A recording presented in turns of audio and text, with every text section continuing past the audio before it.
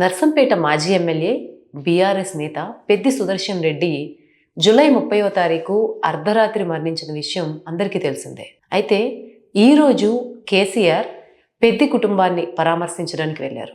దీనికోసం పెద్ది స్వగ్రామమైనటువంటి వరంగల్లో నర్సంపేట మండలం నల్లబెల్లి గ్రామానికైనా వెళ్ళారు.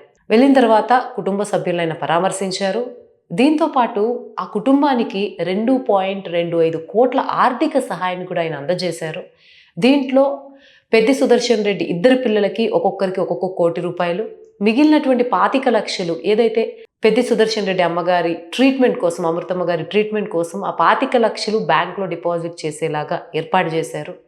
అలాగే కుటుంబ సభ్యులకి ధైర్యాన్ని ఇచ్చారు. అలాగే కుటుంబంలో ఏదైనా సహాయం కావాల్సి వచ్చినా సరే బీఆర్ఎస్ పార్టీ వాళ్ళకి ఎప్పుడూ కూడా మద్దతుగా ఉంటుందనేటువంటి భరోసాని కూడా ఇచ్చారు. పెద్ది సుదర్శన్ రెడ్డి మరణ విషయాన్ని మనం గమనిస్తే జూలై 26వ తారీఖున హనుమకొండలో ఆయన ఇంట్లో ఉన్నప్పుడు ఛాతీలో ఆయనకి నొప్పి వచ్చినట్లు అనిపించింది.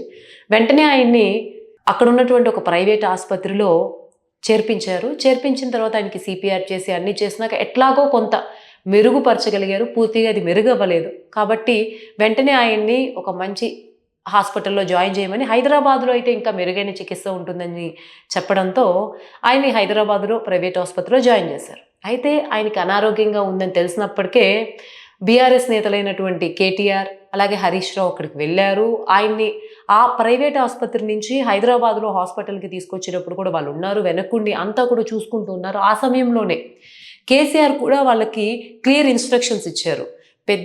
పెద్దిని ఎట్లయినా కాపాడండి, ఏం చేసైనా కాపాడండి, అండగా ఉండండి, కుటుంబానికి ధైర్యం చెప్పమని. తర్వాత ఆయన అక్కడ ఆసుపత్రికి వెళ్ళారు. వెళ్ళిన తర్వాత ఆయన వెంటిలేటర్ మీద ట్రీట్మెంట్ అవుతుంది. అప్పటికే ఆయనకు ఆక్సిజన్ సరఫరా బ్రెయిన్కి సరిగ్గా అందకపోవడం, బ్రెయిన్ సంబంధితటువంటి ఫంక్షన్స్ ఫెయిల్ అవడంతో ఆఖరికి కేసీఆర్ కూడా హాస్పిటల్కి వెళ్ళారు. వెళ్ళి డాక్టర్స్కి ఎంత ఖర్చైనా పర్వాలేదు, విదేశీ వైద్యులతో అయినా పర్లేదు, చికిత్స చేయించి ఎలా అయినా పెద్దిని బ్రతికించమని ఆయన కూడా డాక్టర్స్ని రిక్వెస్ట్ చేశారు. కానీ ఎన్ని ప్రయత్నాలు చేసినా దాదాపు 5 రోజులు చికిత్స పొందుతూ ఆయన జూలై 30వ తారీఖు అర్ధరాత్రి 12 గంటలు దాటిన తర్వాత ఆయన మరణించారు.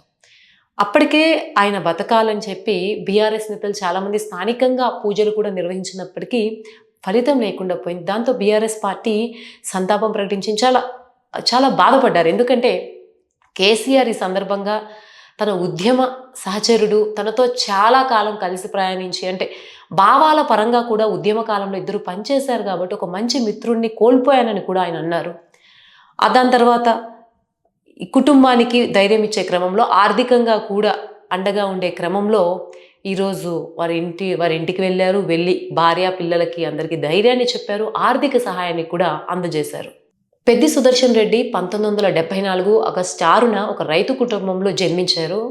ఆయన దాదాపు ఇంటర్మీడియట్ చదువుతున్నప్పటి నుంచే రాజకీయాల పట్ల ఆసక్తి చూపించారు. యువజన కాంగ్రెస్కి అధ్యక్షుడిగా చేశారు. మొత్తం ఆయన జర్నీ అంతా కూడా తెలంగాణ ఏర్పడేంత వరకు కూడా కాంగ్రెస్తోనే కొనసాగింది. తర్వాత బీఆర్ఎస్లో ఎప్పుడైతే ఉద్యమం కీలకంగా ఉందో అప్పటి నుంచి కూడా కేసీఆర్కి ఆయన ఒక ముఖ్యమైన సహచరుడిగా మారారు. అలాగే నర్సంపేట ఎమ్మెల్యేగా 2018 ఎన్నికల్లో ఆయన ఎన్నికయ్యారు. ఎన్నికైన తర్వాత 2023 వరకు పనిచేశారు. 2023 ఎన్నికల్లో ఆయన ఓడిపోయారు. అయినప్పటికీ ఆయన మీద ప్రజలకి ఆ అభిమానం ఏదైతే ఉందో అది ఇప్పటికీ ఆయనకి, అంటే రాజకీయంగా ఆయన మరణించే నాటికి పదవి లేకపోయినా ప్రజల అభిమానాన్ని మాత్రం ఆయన చూరగొనగలిగారు.